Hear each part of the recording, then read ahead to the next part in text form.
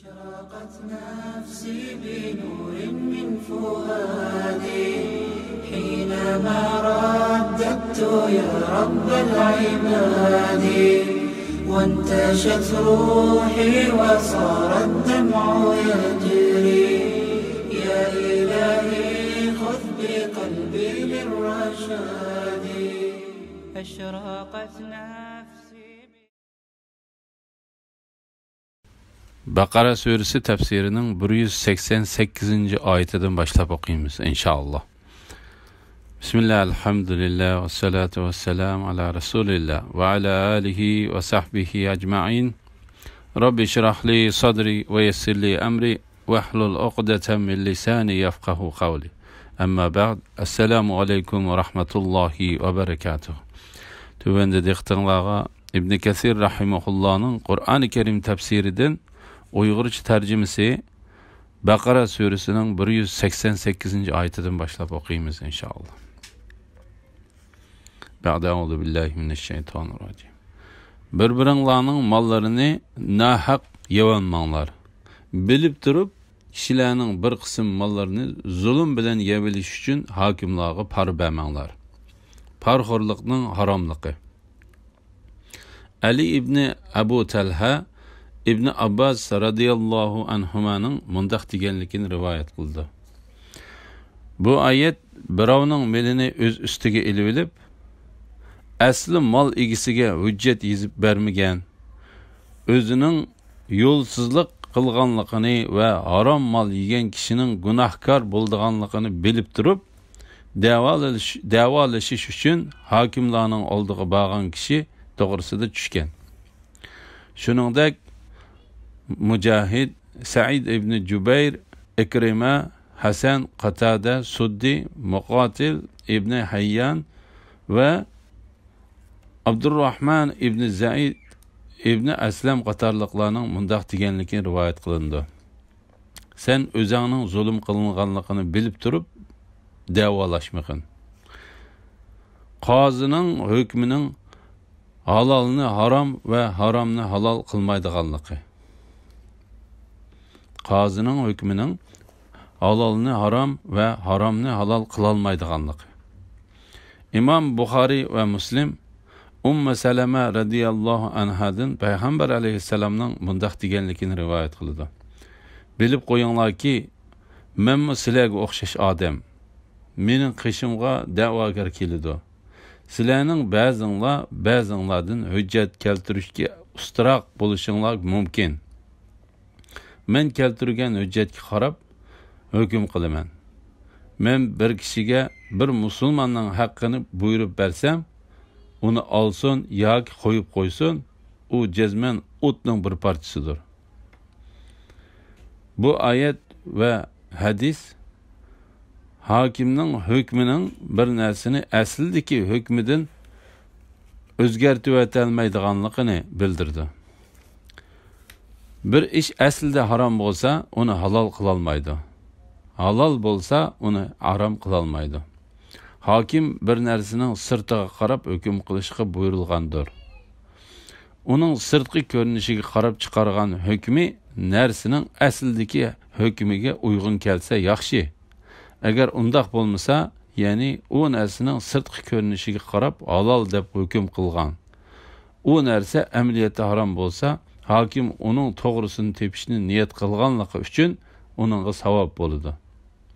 U narsani saxt qilib haromni halol ko'rsatgan hiylagar gunohkor bo'ladi. Bir-biringlarning mollarini nahaq yeb olmanglar. Bilib turib kishilarning bir qism mollarini zulm bilan yevilish uchun hokimlarga par bermanglar. Ya'ni sizlar da'vo qilayotgan so'zlaringlarda mübalağa qılayotgan narsaning nahaqligini bilib turib davolashamsizlar. Qatada mundaq deydi. Ey odam bolasi, bilib qo'ygan shaksizki, qozining hukmi sana haromni halol qilib bermaydi. Nahaqni haq qilib bermaydi. Qozimi o'zi ko'rgan faktga va guvohchilarning bergan guvohligiga qarab hukm chiqardi. U mu xatolashadigan, ham to'g'ri ish qiladigan odamdir. Bilib qo'yinglarki, bir kishiga nahaq hukm qilingan bo'lsa, uning da'vo ishini Alloh taolo qiyomat kuni u ikkisini bir yerga ilib kelib, zulm qiling'uchiga bu dunyoda zulm qilg'uchi erishgan narsadan yaxshiroq narsani, ya'ni savobni berish orqali tamomlaydi. Ey Muhammad sallallohu alayhi vasallam, sendin yangi chiqqan oy, ya'ni oyning kichik chiqib cho'ngaydiganligi, ondan kichiklaydiganligi to'g'riliq so'rashidi.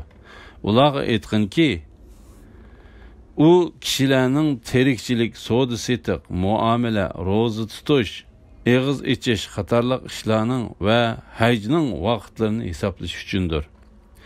Jahiliyat davrida jahiliyat davlat qilganinglardek ihromdagi chig'inglarda o'ylarning orqasidan to'shik ichib kirish yaxshilikqa yetmaydi. Allohning amriga muxolif ish qilishdan qo'rqqan odam yaxshi amal egisidir. Ihromdagi chig'inglarda odatdagidek o'ylarning darvozalaridan kiringlar. Baxtga erishishinglar uchun Allohga taqvodorlik qilinglar. Yangi chiqqan oy haqidagi savol. Avfi ibn Abbas radiyallohu anhumaning mundaq deganligini rivoyat qiladi. Kishilar payg'ambar alayhisalomdan yangi chiqqan oy to'g'risida so'rashdi. Ondan bu oyat tushdi. Ey Muhammad sallallohu alayhi vasallam, sendin yangi chiqqan oy, ya'ni oyning kichik chiqib cho'ngaydiganligi, ondan kichiklaydiganligi to'g'riliq so'rashdi. Ular aytganki, u kishilarning terikchilik, savdo setiq, muomala, ro'za tutish, eg'iz ichish qatorliq ishlarning va hajning vaqtlarini hisoblash uchundir. Ya'ni ular oy orqali o'zlarining gardinidagi qarzlarini berish vaqtini, ayollarining iddatini va hajlarining vaqtini biladi. Abdurrazzaq ibn Umardan payg'ambar sallallohu alayhi vasallamning mundaq deganligini rivoyat qiladi. Alloh taolo yangi chiqqan oyni kishilarning ziroat teriydigan, tijorat qiladigan, ayollarining iddatini biladigan va hajlarining vaqtlarini bilib hisoblab oladigan qilib berdi. Shunga sizlar oyning 5'ida uni ko'rib ro'za tutinglar va uni ko'rib Ramazonni tugatinglar. Ro'za tutishni to'xtatib, hayit namozini o'qib Ramazonni oyoqlashtiringlar. Agar havo bulutli bo'lib qolsa, sizlar 30 kunni to'liq tutinglar. To'liq toshqizinglar. Yaxshilikning taqvodorlik bilan bo'ladiganligi. Jahiliyat davrida qilganinglardek ihromdagi chig'inglarda o'ylarning orqasidan to'shik ichib kirish yaxshilikqa yetmaydi. Allohning amriga muxolif ish qilishdan qo'rqqan odam yaxshi amal egisidir. Ihromdagi chig'inglarda odatdagidek o'ylarning darvozalaridan kiringlar. Baxtga erishishinglar uchun Allohga taqvodorlik qilinglar. Imom Buxoriy Baroning mundaq deganligini rivoyat qiladi. Ular islom kelishdan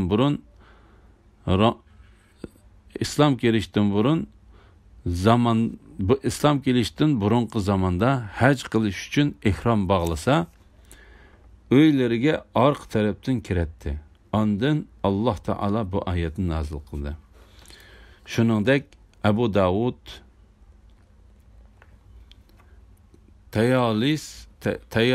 Tayalisi Baroning mundaq deganligini rivoyat qiladi. Ansariylar safardan kelsa, uyga eshikdan kirmaydi. Ondan bu oyat tushdi. Hasan Basri mundaq deydi. Islom kelishdan burungi kishilar safar qilmoqchi bo'lsa, uydan chiqib safar qilolmay, uyga qaytib kirmoqchi bo'lsa, eshikdan kirmay, orqa tarafdan otlab kiratdi.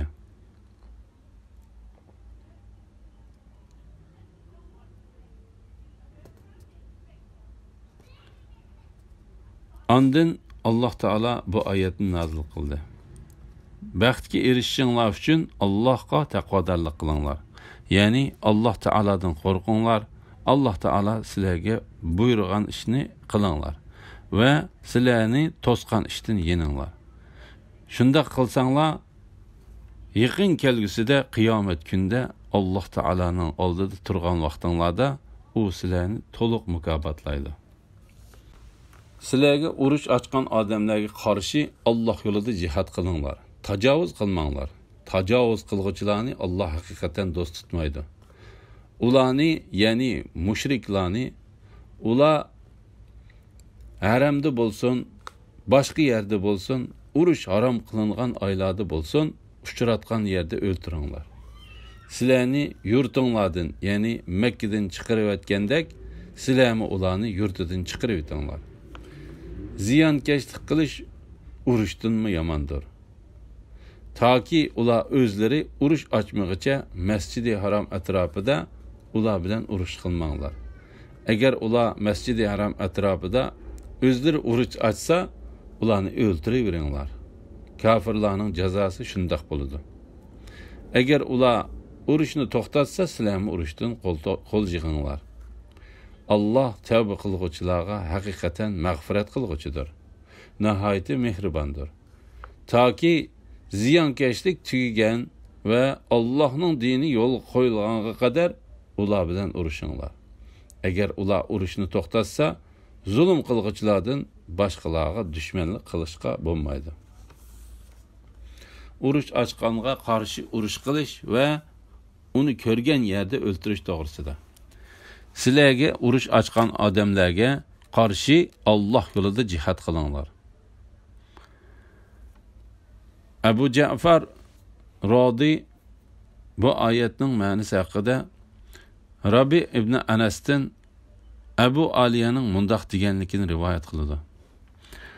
Bu urush to'g'risida Madinada tushgan tunji oyat bo'lib, uningdan keyin toki Tavba surasi tushib bo'lguncha Payg'ambar alayhisalom urush qilgan kishi bilan urush qilib, urush qilmagan kishi bilan urushmaydi.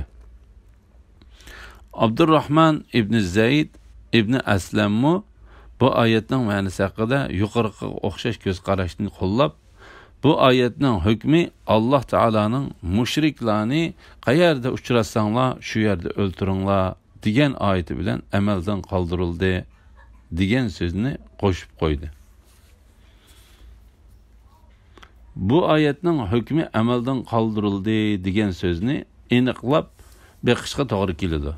Chunki Alloh taolaning sizlarga urush ochgan odamlarga qarshi degan oyati musulmonlarni o'ltirmoqchi bo'lgan dushmanlarni, ya'ni kofirlarni o'ltirishga rag'batlantirishdir. Ya'ni ular xuddi sizlarni o'ltirgandek, sizlarni ularni o'ltiringlar deganlikdir. Alloh taolo bu haqda mundaq deydi: Mushriklar sizlarga birlikda hujum qilgandek, sizlarni ularga qarshi birlikda urush qilinglar. Ularni, ya'ni mushriklarni, ular haramda bo'lsin, boshqa yerda bo'lsin, urush harom qilingan oylarda bo'lsin, uchratgan yerda o'ltiringlar. Sizlarni yurtinglardan, ya'ni Makkadan chiqarib o'tgandek, sizlarni ularni yurtidan chiqarib o'tinglar. Ya'ni ularning maqsadi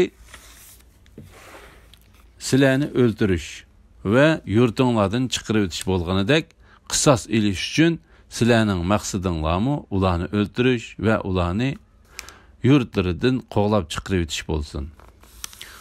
Urushda jasadlarning a'zolarini kesish va g'animatlarga xiyonat qilishdek ishlarni to'sish. Tajovuz qilmanglar. Tajovuz qilguvchilarni Alloh haqiqatan do'st tutmaydi. Ya'ni Alloh taolaning yo'lida urushinglar. Uningda jihad belgilamalaridan olqib ketmanglar.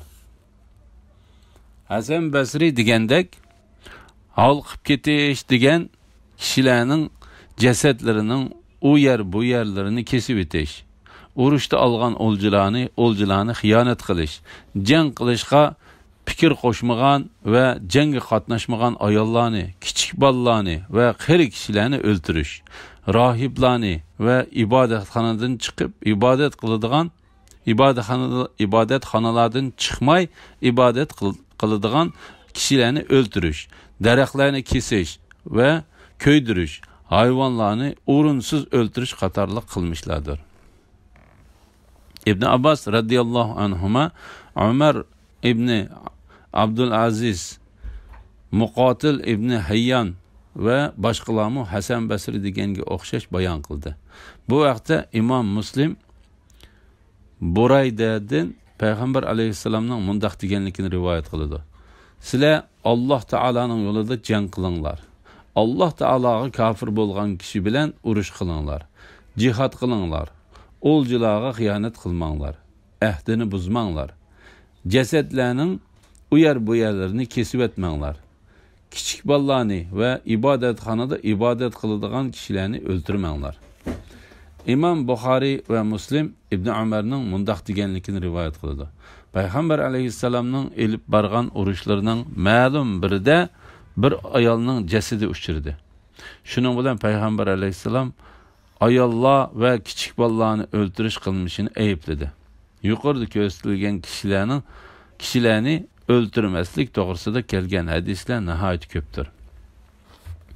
Alloh taolaga shirik keltirishning urush qilgandan yomon ekanligi. Urush qilish kishilarni va jonliqlarni o'ldirishdan iborat bo'lib, kafirlarning Alloh taoladan tenishi, uningga shirik keltirishi va uning dinini kishilarga tarqitishdan to'sishi urush qilgandan yomondir. Shunga Alloh taolo mundaq deydi: ziyonkashlik qilish urushdan yomondir. Abu Malik bu oyatning ma'nosi haqida mundaq deydi: ey kafirlar, sizlar bu dinsizlik urush qilgandan yomondir. Abu Aliya, Mujahid, Sa'id ibn Jubayr, Ikrima, Hasan, Qatada, Zahhak va Rabi ibn Anas qatorliqlar bu oyatning ma'nosi haqida mundaq deydi: Alloh taolaga shirik keltirish urush qilgandan yomondir. Haramda urush qilishning haromligi va tajovuzchilardan qo'g'dinishning durustligi. Taki ular o'zlari urush ochmoqcha Masjidi Harom atrofida ular bilan urush qilmanglar. Payg'ambar alayhissalom bu vaqtda mundaq deydi: shaksizki Alloh taolo osmon va zaminni yaratgan kuni bu shahar, ya'ni Makkaning hurmatini qilmaslikni harom qilib etgan. Ya'ni bir narsa o'ldirish, urush qilish, daraxtlarni kesib tashlash harom qilingan. Alloh taolaning hukmi bo'yicha Makkaning hurmatini qilmaslik ta qiyomatgacha harom qilindi. Menga kunduzda bir soat halol qilindi. Ya'ni Alloh taolo menga Makkada urush qilishni bir soatla halol qilib berdi. Shak shubhisizki u bu soatdan boshlab Alloh taolaning harom qilishi bilan qiyomat kunigacha haromdir. Uning daraxti kesilmaydi. Yeşil ot çöpleri yulinmaydi. Agar bir kishi Payg'ambar alayhissalomga so'qishish ruxsat qilindimi desa, uningga shaksiz Alloh taolo payg'ambariga ruxsat qilgan, lekin sizlarga ruxsat qilmadi denglar. Bu yerda Makka fathi qilinganda Payg'ambar alayhissalomga berilgan qisqagina vaqt ko'z tutilgan bo'lib, shu kuni kafirlardan bir necha kishilar Xadima degan yerda o'ldirildi. Payg'ambar alayhissalom o'zining ishkini etib olganlar, ya'ni uyga kirib olganlar salomat qoldi.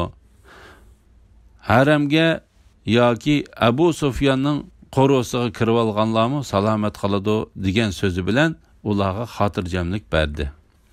Taki ular o'zlari urush ochmoqcha Masjidi Harom atrofida ular bilan urush qilmanglar. Agar ular Masjidi Harom atrofida o'zlari urush ochsa, ularni o'ltiraveringlar. Kafirlarning jazosi shundoq bo'ladi. Ya'ni sizlar Haram masjidida kafirlar sizlarga urush ochmoqcha ular bilan urushmanglar. Agar ular avval urush ochsa, ular bilan urushish va sizlarga yomonlik qilmoqchi bo'lgan kishini to'sish uchun ularni o'ldirish haqqinglar bor. Qurayshning kafirlari va ularning Qurayshning kafirlari va ularning Saqifliklar va Habashlardan bo'lgan do'stlari Hudaybiya yili Payg'ambar alayhissalomga qarshi urush uchun yig'ilganda sahobalarning Hudaybiya kuni Payg'ambar alayhissalomga daraxt ostida kafirlar bilan urush qilishga ahdi berganligi buning dalilidir. Ondan Allah Taala ularning orasida bo'lmoqchi bo'lgan urushni to'sib qilib mundaq deydi. Allah ularni sizlarga qo'l silishdan to'sdi hamda ular ustidan g'alaba qilganinglardan keyin Makkaning ichida, ya'ni Hudaybiyada sizlarni ularga qo'l silishinglardan to'sdi. Makkada sizlar bilmaydigan ayol mu'minlar bo'lib, sizlar bilmasdan ularni o'ltirib qo'yish bilan gunohga giribtor bo'lishinglarning xavfi bo'lmasa edi, albatta Allah Makkaga kirishinglarga ruxsat qiladi va sizlarni kafirlarga musallat qiladi. Allah xohlagan odamni rahmati doirasiga kirgizish uchun sizlarni Makkani fath qilishdan to'sdi. Agar ular ayrilsa, ya'ni mu'minlar kafirlardan ayrilsa, ularning orasidagi kafirlarni qattiq azob bilan azoblaydi.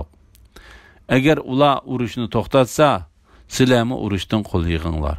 Allah tavba qilguvchilarga haqiqatan mag'firat qilguvchidir, nihoyat mehribondir. Ya'ni ular haramda urush qilishni tashlab islomga qaytib tavba qilsa, garchi burun haramda musulmonlarni o'ldirgan bo'lsa-mu, Allah Taala ularning gunohini kechirdi. Chunki Allah Taala chin dil bilan tavba qilgan kishilarning gunohini kechirib etadi. Allah Taalaga şirk keltirishning dunyoni qoplab ketmaslik uchun urush qilishga buyurilganligi. Allah Taala kafirlar bilan urush qilishga buyurib mundaq deydi: "Toki ziyonkashlik tugaganga qadar ular bilan urushinglar." İbn Abbas radhiyallohu anhuma, Abu Aliya, Mujahid, Hasan, Qatada, Rabi, Muqatil ibn Hayyan, Suddi ve Zaid ibn Aslam qatorliqlar bu oyatdagi ziyonkashlik degan so'zning ma'nosi haqida mundaq deydi: Kishilar kafirlar bilan yer yuzida shirk amallari tamamen yo'qolg'uchilik urushinglar. Sizlar kafirlar bilan yer yuzida shirk amallari tamamen yo'qolg'uchilik urushinglar. Ve Allah'ın dini yolu koyulgan kadar ular bilen urushinglar. Yani sizler Allah Teala'nın dininin barlıq dinlerden üstün buluş için kafirler bilen urushinglar. İmam Bukhari ve Müslim bu haqda Abu Musa Ash'ari'nin mundaq deganligini rivayet kıldı. Peygamber aleyhisselam'dan batırlık yüzüsüden urush qilgan yoki qabilasini qo'g'dayman deb urush qilgan va yoki riyo yüzüsüden urush qilgan kishilarning qaysi Allah Taalaning yo'lida urush qilgan hisoblanadi deb so'raldi. Payg'ambar alayhissalom Allah Taalaning la ilaha illalloh degan so'zining ustunligiga erishishi uchun urush qilgan kishi Allah Taalaning yo'lida urush qilgan hisoblanadi deb javob berdi. İmam Bukhari ve Müslim'nin hadisinde Peygamber aleyhisselam mundaq deydi: Men kishilar la ilaha illalloh degan so'zni deguvchilik ular bilan urush qilishga buyurildim. Agar ular la ilaha illallohni desa, ular mendan o'zlarining qonlarini va mollarini saqlab qoladi. Ya'ni ular shu so'zni desa, ularni o'ltirish va mol mulkini elishga bo'lmaydi. Agar ularning jonlaridan qisos ilish va mollaridan zakot ilishga o'xshash islom dinida qilish ilishga tegishlik bo'lgan haq bo'lgan bo'lsa, bu haqlar ilinadi. Agar ular tashqi ko'rinishda islom diniga kirgan bo'lib, ichki ko'rinishda kufrlik holatida qolgan bo'lsa, uning hisobi uning hisobini Allah Taala oladi. Agar ular urushni to'xtatsa, zulm qilg'uchilardan boshqalarga dushmanlik qilishga bo'lmaydi. Ya'ni ular Alloh taolo shirk keltirishdan va mu'minlar bilan urush qilishdan yongan bo'lsa, sizlar yeninglar. Shuningdek, keyin kim urush boshlasa, kim urush boshlagan bo'lsa, zolim hisoblanadi. Zolimlardan boshqa kishilar o'ldirilmaydi. Ya'ni ular Alloh taologa keltirayotgan shirkidan va mu'minlar bilan qilayotgan urushidan yangan ekan, ular zolim hisoblanmaydi. Şun ular jazolanmaydi. Alloh taolo urush ochgan kishilar bilan urush to'g'risida mundaq deydi. Birov sizlarga qanchalik chiqilgan bo'lsa, sizlar uningga shunchalik chiqilinglar. Bir yomonlikning jazosi shuningga o'xshash bir yomonlikdir. Ya'ni sana bir kishi qanchalik chiqilsa, shunchalik chiqilmay oshirib etsang bo'lmaydi. Agar o'zinglarga yetgan ziyon zahmat uchun intiqom olmoqchi bo'lsanglar, o'zinglarga yetgan ziyon zahmat qanchalik bo'lsa, shunchalik intiqom elinglar. Ya'ni oshirib etmanglar. Ekrima va Qatada mundaq deydi. Zalim degan la ilaha illalloh degan so'zni digil unutmagan kishidir. Taki ziyonkashlik tugigan va Allohning dini yo'l qo'yilgan qadar ular bilan urushinglar. Imom Buxoriy bu oyatning ma'nosi haqida Nafi'idin İbni Ömer radıyallahu anhumaning mundaq deganligini rivoyat qiladi. İbn Zubayrning zamonasida fitna bo'layotdi. Shu vaqtda İbn Ömerning qishig'a ikki kishi kelib mundaq dedi. Kishilar fitnaga qoldi. Sizlar Ömerning o'g'li va payg'ambar alayhissalomning hamrohi edinglar. Sening urushga chiqishingga nima to'salg'i bo'ldi? deb so'rashdi. Ondan İbn Ömer, "Bana Allohning musulmon birodarimning qinini to'kishni harom qilgan hukmi to'salg'i bo'ldi" dedi. U ikkisi, Alloh taolo toki ziyonkashlik tugigan va Allohning dini yo'l qo'yilgan qadar ular bilan urushinglar demidimi? dedi. İbn Ömer, yer yuzidagi shirkni tugitish va Alloh taoloning dinini ustun qilish uchun biz burun urushgan. Sizlar hozir shirkning tarqalishi, Alloh taoloning dinining ustun bo'lmasligi uchun urush qilishni xohlamsizlar dedi.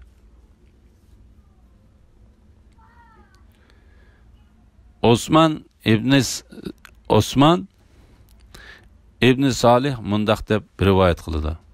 Bir kishi İbn Ömerning yoniga kelib, uningdan "Ey İbn Ömer, sening bir yil haj, yana bir yil umra qilishingni va Alloh taolo o'zining yo'lida jihad qilishga rag'batlantirganligini bilib turib, jihad qilmasligining sababi nima?" deb so'radi. U, "Ey diniy qarindishimning o'g'li, İslam dini 5 narsaning ustiga qurilgan. U bo'lsa-mu Alloh taolo va uning payg'ambariga iymon keltirish, 5 vaqt namoz o'qish, Ramazon oyining ro'zasini tutish, zakotni ado qilish va haj qilish" deb javob berdi. U,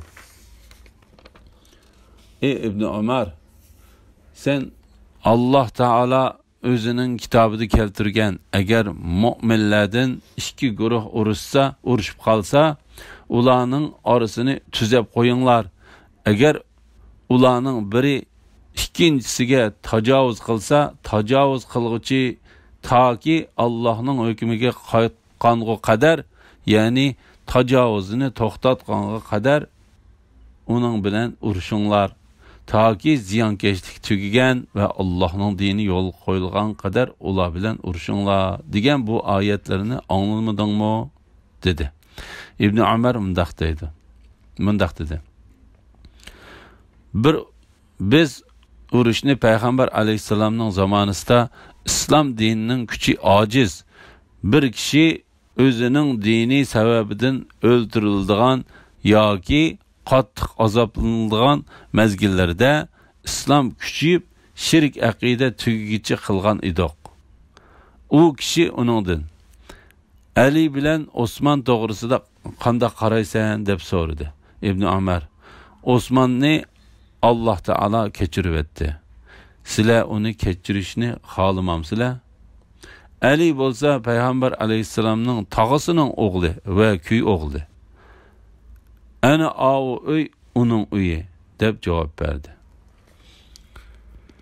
Alhamdulillah, Alloh shukrlar bo'lsin. Shuning bilan Baqara surasining 188-oyatidan 193-oyatgacha o'qidik. Qolganini keyin qitimda davomlashtirib o'qiymiz. Va oxiru da'vana alhamdulillahi robbil alamin. Assalomu alaykum va rahmatullohi va barakatuh.